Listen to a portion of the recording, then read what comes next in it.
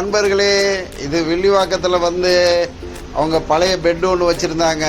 இப்போதைக்கு சிம்பிளாக ரெடி பண்ணாங்க. அதுக்கு ஐடியா கொடுத்தா மேலே 2 இன்ச்சு டாப் ஃபோம் போட்டு பில்லோ டாப் டைப்பில் ஜீப்பு கவர் தைச்சி கொடுத்துட்டேன். அவங்க பழைய பெட்டு உள்ளே போயிடுச்சு, புது பெட்டு மேலே வந்துட்டு அவங்களுக்கு இப்போ உட்கார்றதுக்கு நல்லா சாஃப்டாக இருக்குது. அக்கா இப்போ உட்கார்றதுக்கு நல்லா இருக்குங்களா? நல்லா இருக்கும். உங்கள் ஃப்ரெண்ட்ஸுங்களாம் சொல்லுங்கள் எந்த டைப்பு.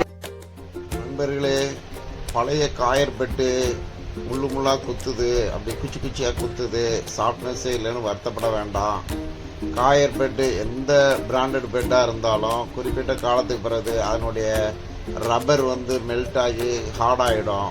அதை ரீஃபிட்டிங் பண்ணி எக்ஸ்ட்ரா பேக்கேஜிங் பண்ணி மேலே super soft high density foam போட்டு கொடுத்துட்டோம்னா உங்களுக்கு புது பெட்டு மாதிரி ரொம்ப சாஃப்ட்னஸாக இருக்கும்.